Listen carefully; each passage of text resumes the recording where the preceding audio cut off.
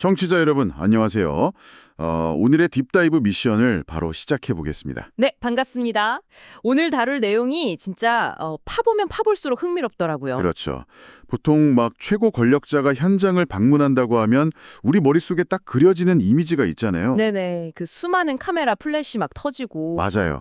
마이크 앞에서는 대변인이 빳빳한 종이 들고 서서 공식 브리핑을 쫙 이어가고요. 네, 방문 목적이 뭔지, 어떤 메시지를 던지고 싶은지가 대중한테 아주 투명하게 공개되는 게 정상이죠. 근데 만약에 그 방문이 아주 깊은 산속에 자리한 프라이빗 리조트에서 이루어졌다면 어떨까요? 산속 리조트요? 네.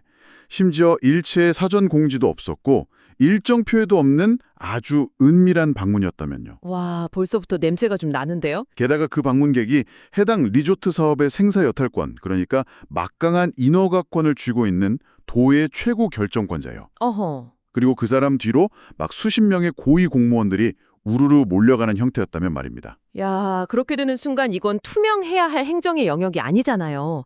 아주 짙은 안개가 낀 밀실로 변질되는 거죠. 맞습니다. 우리가 흔히 특혜나 유착이라는 단어를 떠올릴 때 그려지는 가장 전형적인 그림이 완성되는 셈이죠. 그러니까요. 인허가를 내주는 완전한 갑과 그 처분만 바라보는 을이 비공개로 만났다는 사실 자체만으로도 의문이 쏟아질 수밖에 없어요. 그래서 오늘 저희가 뛰어들 깊은 바다가 바로 이 짙은 안개가 낀 밀실입니다. 네, 오늘 자료가 아주 빵빵하죠. 네네. 오늘 저희 앞에는 제주 오영원 도지사의 백통신원, 그러니까 제주 기린빌라 리조트 비공개 방문 사건을 다룬 다양한 자료들이 놓여 있습니다. 사건을 최초로 파헤친 언론 보도들도 있고요. 네. 그리고 절차적 문제를 아주 날카롭게 지적한 시민단체의 비판, 또 이 사안의 구조적 맹점을 차갑게 해부한 부동산 개발 컨설턴트의 전문 리포트까지 샅샅이 살펴볼 겁니다. 근데 호스트님, 본격적인 이야기 들어가기 전에 우리 청취자님들께 꼭 짚고 넘어가야 할 게 하나 있지 않나요? 아, 맞다. 네, 아주 중요한 포인트가 하나 있습니다. 오늘 아무래도 특정 지역 도지사의 실명이나 도정 운영이 직접적으로 거론이 되잖아요. 네네. 그러다 보니까 이게 다소 정치적인 이슈로 들리실 수도 있거든요. 충분히 오해하실 수 있죠. 하지만 저희는 우파든 좌파든 어떠한 정치적 진영의 편을 들거나 특정인을 비판하려는 목적이 전혀 단 하나도 없습니다. 맞습니다. 저희는 철저하게 중립입니다. 네, 제공된 자료들을 바탕으로 이 사건 이면에 있는 행정 시스템이 어떻게 작동하는지, 그리고 제도의 허점이 뭔지를 팩트 위주로만 전달할 거니까요. 오해 없으셨으면 좋겠습니다. 이 사건이 흥미로운 이유가 겉으로 드러난 현상이랑 그 밑에 깔린 진짜 본질 사이의 간극이 엄청 크거든요. 아, 겉과 속이 다르다. 네. 그래서 그 구조를 하나하나 뜯어보는 재미, 혹은 뭐랄까 씁쓸함이 있는 사안입니다. 좋습니다.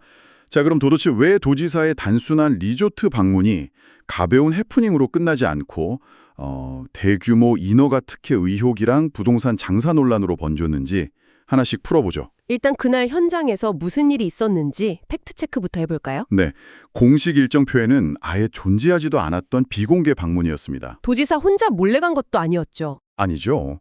혼자 간 게 아니라 막 투자 유치과 도시계획 부서 같은 핵심 고위 공무원들을 대동하고 리조트에 나타났습니다. 관련 부서 사람들이 다 출동했네요. 네네.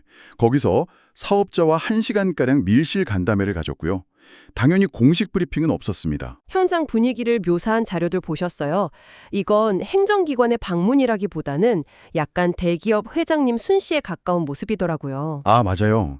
리조트 입구에 도지사 환영하는 대형 현수막 딱 걸려 있고. 네, 리조트 전 직원이 도열해서 최고 결정권자를 맞이했잖아요.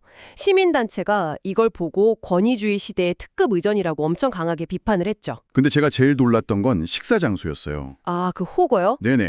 일반 식당도 아니고 심지어 영업신고조차 제대로 안 되어 있는 VIP 콘도 객실에서 밥을 먹었다면서요. 맞아요. 이름도 거창해요. 로얄 프라이빗 풀. 거기서 샤브샤브, 그러니까 호거 식사를 대접받은 거죠. 와, 인허가권을 쥔 갑이 굳이 영업허가도 안 난 은밀한 객실에서 을한테 밥을 얻어먹었다. 여기서부터 사실 공직률이 논란은 피할 길이 없는 거잖아요. 당연하죠. 너무 부적절한 처신이었죠. 근데요, 저는 개인적으로 사건 직후에 나온 도지사의 해명이 진짜 더 황당하더라고요. 해명이 어땠길래요? 기자간담회에서 왜 거길 갔냐고 물어보니까 이렇게 답했어요. 내 고향이 남원이라 오가며 자주 봤는데 대체 저기가 뭐 하는 곳인지 개인적으로 궁금해서 가봤다. 아하, 개인적 호기심으로 가봤다. 네, 저는 이 자료 읽으면서 머릿속에 바로 이런 상황이 떠오르더라고요. 어떤 상황이요? 마치 회사 대표가 저 하청업체가 평소에 뭐 하는 곳인지 개인적으로 좀 호기심이 생기네 이러면서 법무팀, 재무팀 직원들 수십 명 데리고 특정 거래처에 밥 먹으러 쳐들어간 거랑 똑같지 않나요?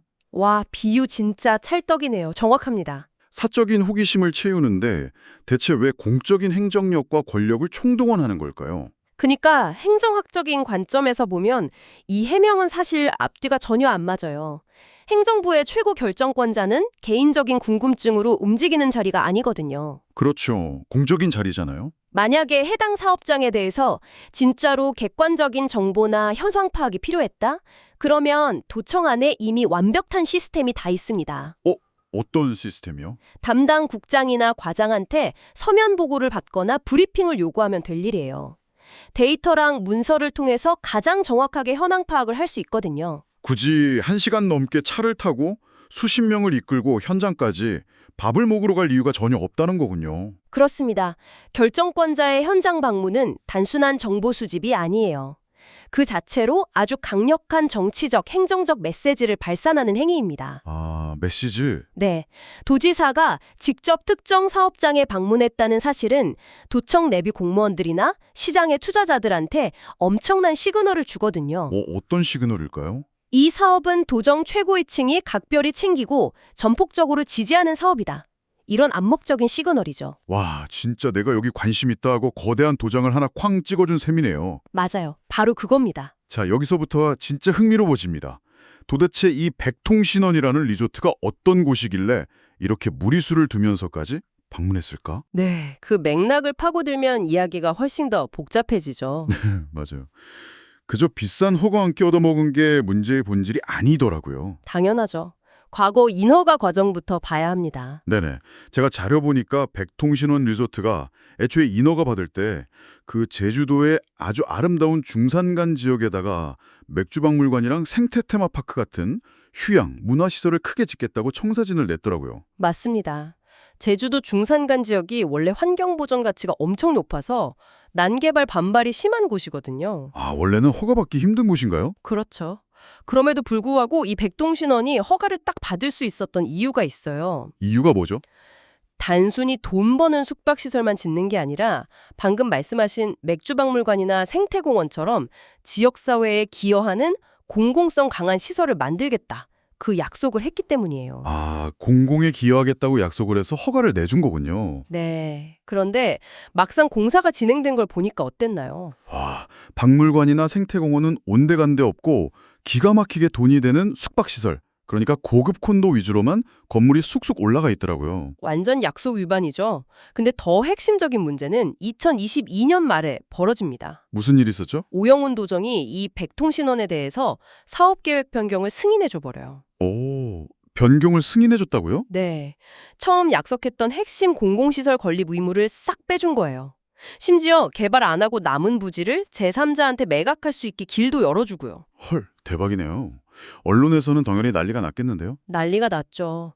이거는 자본이 제주도 땅으로 시세 차익 노리는 이른바 땅 장사를 행정부가 대놓고 도와준 셈이다. 이렇게 포문을 열었죠. 아니거든요. 여기서 청취자님들의 입장을 대변해서 제가 반론을 좀 제기해 볼게요. 네, 해보시죠. 물론 애초에 약속을 어긴 건 잘못이 맞습니다. 근데 기업이 사업하다 보면 막 글로벌 경제 위기도 오고 자금난에 시달릴 수도 있잖아요. 네, 그럴 수 있죠. 처음엔 박물관 짓고 싶었어도 돈이 없어서 공사 중단되고 흉물로 방치되는 것보다는 행정관청 입장에서도 유연성을 좀 발휘해 주는 게 낫지 않나요? 유연성이요? 네. 사업 규모를 좀 줄여서라도 리조트 정상화시키고 지역 일자리 지키는 게 합리적인 선택 아닐까. 이거 너무 무조건 특혜라고 몰아붙이는 건 가혹하지 않나요? 이걸 더 큰 그림과 연결해보면 생각이 완전히 달라지실 겁니다. 큰 그림이요. 만약에 여기가 단순한 일반 개발 구역이었다면 방금 호스트님 말씀하신 논리도 충분히 타당해요.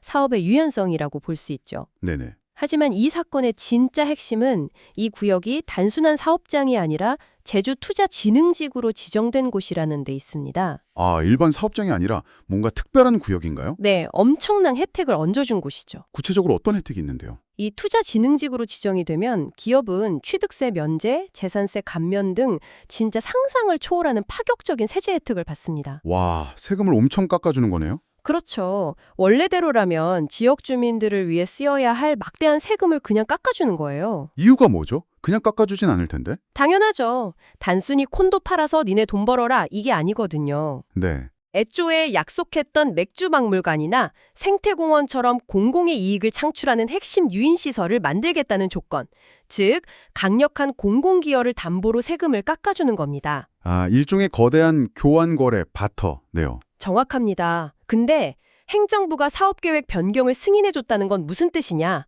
이 교환거래의 균형을 완전히 박살낸 거예요. 아, 그러니까 기업 입장에서는 짓기 힘들고 돈 안 되는 박물관 의무는 깔끔하게 털어버리고 네네. 이미 받아 챙긴 그 달콤한 세금 혜택은 안 토해내고 그대로 유지하게 된 거잖아요. 맞습니다.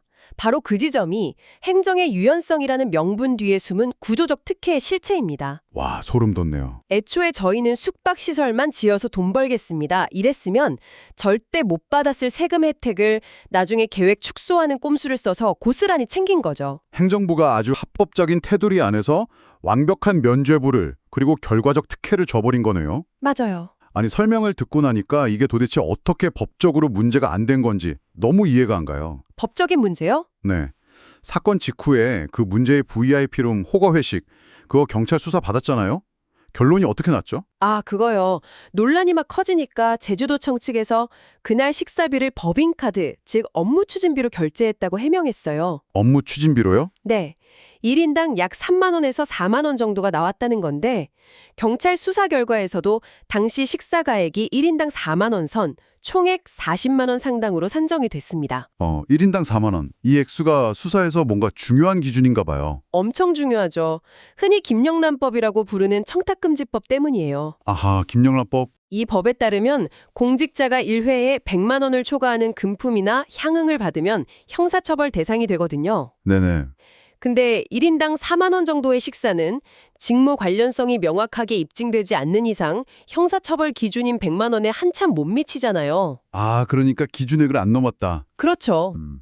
그래서 결국 경찰은 청탁금지법 위반 혐의에 대해서 불송치, 즉 무혐의 처분을 내린 겁니다. 아, 경찰 입장에서는 정해진 법적 기준액을 안 넘었으니까 형사처벌을 할 수 없다는 거군요. 네. 하지만 이 대목에서 우리는 아주 중요한 질문을 던지게 됩니다. 어떤 질문이죠? 법적으로 무혐의가 나왔다고 해서 그게 행정적인 정당성이나 도덕적 면죄부를 의미하는 걸까요? 절대 아니죠. 당장 일반 식당도 아니고 영업 신고도 안 된 콘도에서 밥을 먹은 건 뭐 식품위생법 위반 소지도 여전히 남아있고 도덕적으로도 엄청난 비판거리잖아요. 그렇죠. 근데 제가 부동산 컨설턴트 자료를 보면서 진짜 무릎을 탁 쳤던 대목이 있어요. 오, 어떤 부분인데요? 대중이랑 언론의 시선이 VIP룸, 허거, 4만 원 이런 엄청 자극적이고 눈에 보이는 키워드에만 쏠려 있었잖아요. 네, 저도 사실 허거 얘기에 꽂혔었거든요. 그러는 동안 정작 천문학적인 세금이 얽혀있는 진짜 본질은 완전히 묻혀버렸다는 겁니다. 아, 본질을 놓쳤다. 네. 컨설턴트가 제기한 진짜 핵심 질문은 이거예요. 네네. 대국민 약속을 헌신짝처럼 버리고 공공시설을 취소한 백통신원에 대해서 제주도청은 대체 왜 지정 해제 및 세액 추징 절차를 밟지 않았는가? 추징 절차라는 게 구체적으로 어떤 거죠? 원래 제주도 투자진흥지구 사후관리 조례라는 게 있습니다. 조례요. 꼭 세금을 다시 토해내게 했어야 한다는 거죠. 아, 맞아요. 저도 자료에서 그 부분 봤어요. 거기 막 실질과세의 원칙, 신의 성실의 원칙, 뭐 이런 좀 어려운 법률 용어들이 나오더라고요. 맞아요. 그게 핵심입니다. 근데 청취자님들을 위해서 제가 이걸 아주 쉬운 비유로 한번 풀어볼게요. 오, 기대됩니다. 비유하자면 어떤 학생이 장학금을 신청하면서 막 이러는 거예요. 저는 매주 주말마다 지역사회를 위해 봉사활동을 100시간 하겠습니다. 네네. 이렇게 거창하게 약속을 해서 장학금을 딱 탔어요. 근데 나중에 제가 공부하느라 너무 바빠서 봉사활동할 시간이 전혀 없네요. 이러는 겁니다. 완전 얌체네요. 그렇죠. 그럼 학교 측에서 장학금을 환수해야 정상이잖아요. 당연히 뺐어야죠. 근데 학교가 오히려 그래, 그럼 힘들 텐데 봉사활동 조건은 그냥 빼줄게. 장학금은 그냥 너 계속 가져라. 이러고 있는 거잖아요. 장학금의 본질인 봉사활동이 사라졌으면 돈을 뺏는 게 상식이죠. 네, 그게 바로 실질과세의 상식이잖아요. 아주 찰떡 같은 비유입니다. 법률적으로도 그냥 껍데기뿐인 문서가 아니라 실제 이행 여부를 보고 세금을 거두거나 혜택을 줘야 한다는 게 바로 실질과세의 원칙이거든요. 네네. 방금 말씀하신 그 사후관리 조례 역시 핵심 유인시설 투자가 제대로 안 이루어지면 지구지정을 해제하고 혜택을 환수하라고 만들어둔 일종의 안전장치예요. 안전장치가 있었군요. 근데 도정은 이 원칙들을 들이대면서 세금을 환수하기는커녕 오히려 도지사가 직접 밀실 방문까지 해가면서 사업에 힘을 실어주는 아주 기이한 모양새를 연출해버린 겁니다. 그래서 이 모든 게 대체 무슨 의미일까요? 우리는 이 시점에서 아주 냉정해질 필요가 있습니다. 네, 맞습니다. 오늘 저희가 허거 이야기를 시작해서 이 복잡한 세법이랑 조례 이야기까지 깊숙하게 파고들었잖아요. 네. 그 이유가 뭘까요, 청취자님들? 그게 참 중요하죠. 정보가 막 넘쳐나는 이 시대에 매일 쏟아지는 뉴스 속에서 정치인이 밀실에서 비싼 밥 먹었더라. 이런 표면적이고 자극적인 분노에만 매몰되지 않기 위해서입니다. 맞습니다. 여기서 컨설턴트 리포트가 우리한테 던지는 아주 중요한 심리적 경고가 하나 있어요. 오, 심리적 경고? 뭔가요? 바로 확증 편향에 빠지지 말라는 조언입니다. 확증 편향이요? 그게 구체적으로 어떤 의미죠? 저긴 이미 유착된 게 뻔해. 쟤네 다 짰어. 이렇게 답을 정해놓고 상황을 끼워 맞추지 말라는 뜻인가요? 정확해요. 왜냐하면 아까 호스트님께서 제기하셨던 반론 기억나시죠? 네, 경제위기니까 유연성 발휘한 거 아니냐고 했던 거예요? 맞아요. 행정부 입장에서는 이걸 방어할 아주 그럴듯한 명분이 있거든요. 어떤 명분이요? 글로벌 경제 위기로 자본이 얼어붙었다. 기업이 도산하고 제주도 한가운데 흉물스러운 공사장이 방치되는 것보다는 방치되는 것보다는. 네, 사업 계획을 좀 축소해줘서라도 일단 리조트 운영 살려내고 지역 관광산업 위축 막고 일자리 방어하는 게 행정의 책무 아니냐. 이건 어쩔 수 없는 고육지책이었다. 이렇게 주장할 거란 말이죠. 솔직히 그 논리만 똑 떼어놓고 들으면 행정부가 지역 경제를 위해 고민을 좀 많이 한 것처럼 들리기도 하거든요. 그렇죠. 설득력이 있어 보이죠. 그럼 이런 행정부의 그럴듯한 방패를 뚫고 진짜 진실을 보려면 어떻게 하나요? 그래서 감정적인 비난이나 음모론이 아니라 차가운 데이터로 접근해야 한다는 겁니다. 데이터요? 예를 들면요? 연도별 투자 이행 실적이 정확히 몇 %인지, 그동안 이 기업이 챙겨간 감면세액의 총규모가 도대체 얼마인지. 숫자로 봐야 한다는 거군요. 네. 그리고 변경된 사업 계획이 조례상 지정 해제 요건의 그 법적 틈새를 어떻게 교묘하게 빠져나갔는지, 이걸 수치와 법조문이라는 아주 객관적인 지표로 따져 물어야 합니다. 와, 그래야만 그 지역 경제를 위한 고육지책이라는 주장이 진짜 진실인지 아니면 그냥 자본의 이익을 지켜주기 위한 핑계인지 명확하게 분별해낼 수 있겠네요. 바로 그겁니다. 비판적 사고가 필수적이죠. 네, 오늘 우리의 이 딥다이브 여정을 쫙 돌아보니까 와, 진짜 참 많은 생각이 듭니다. 정말 퍼즐이 거대하죠? 네, 처음엔 도지사에 그냥 개인적으로 궁금해서 가봤다는 좀 황당하고 가벼운 변명에서 출발했잖아요. 네, 해프닝 같았죠. 근데 조금만 파헤쳐 보니까 이게 단순한 공직자의 부적절한 식사 자리에 대한 가십이 아니었어요. 전혀 아니죠. 지역사회의 거대한 부동산 개발 사업이 어떤 식으로 행정의 눈을 가리고 이익을 극대화하는지, 네. 그리고 투자진흥이라는 아주 좋은 이름표를 단 제도가 어떻게 자본의 합법적인 조세 회피 처나 부동산 장사로 전락할 수 있는지를 보여주는 진짜 아주 서늘한 단면도였습니다. 맞습니다. 아주 작은 해프닝에 꼬리를 잡고 쭉 당겨봤더니 그 끝에는 지역사회의 자본과 행정이 어떤 방식으로 위태로운 관계를 맺고 있는지, 또 시스템의 허점이 얼마나 크게 뚫려 있는지가 고스란히 매달려 올라온 셈이죠. 네, 정말 수많은 질문을 쏟아내기 만기는 시간이었습니다. 이제 오늘 딥다이브를 마무리하면서요. 청취자 여러분 스스로 고민해 보실 수 있는 질문을 하나 던지고 싶습니다. 네, 아주 중요한 질문이 될 것 같네요. 여러분, 만약에 어떤 거대 기업이나 자본이 아주 아름답고 거창한 공공의 약속을 내걸어서 막대한 세금 혜택을 챙겼다고 가정해 봅시다. 네네. 그런데 몇 년 뒤에 행정계획 변경이라는 아주 합법적이고 깔끔한 행정관청의 도장 하나로 그 무거운 약속들을 한순간에 지워버릴 수 있다면 말이죠. 네. 우리는 과연 살아남기 위해 발버둥 치는 기업의 불가피한 전략 수정과 처음부터 부동산 시세 차익과 세금 혜택만을 노린 합법적 시스템의 악용을 어떻게 구분해낼 수 있을까요? 네, 더 나아가서요. 지금 우리 행정 시스템은 평범한 시민의 세금과 공공의 이익을 단단하게 지켜내도록 설계되어 있는 걸까요? 아니면요? 아니면 덩치 큰 자본이 아무런 책임도 지지 않은 채 아주 안전하고 배부르게 이익을 챙겨서 떠날 수 있도록 돕는 아주 친절한 엑시트 도우미로 작동하고 있는 걸까요? 와, 엑시트 도우미. 진짜 뼈를 때리는 질문이네요. 그 짙은 안개가 낀 밀실의 풍경을 다시 한번 떠올려 보게 됩니다. 안개를 걷어내야죠. 네, 안개를 걷어내고 복잡한 법리와 숫자 뒤에 숨은 진실을 꿰뚫어 보는 힘. 그것은 결국 매일 쏟아지는 자극적인 뉴스 헤드라인에 휩쓸리지 않고 왜, 그리고 어떻게를 집요하게 묻는 우리 청취자 여러분의 몫으로 남겨진 것 같습니다. 네, 팩트와 데이터로 질문하는 습관 잊지 않으셨으면 좋겠습니다. 맞습니다. 오늘 저희가 준비한 심층 탐구 시간은 여기까지입니다. 끝까지 함께해 주셔서 감사합니다. 감사합니다.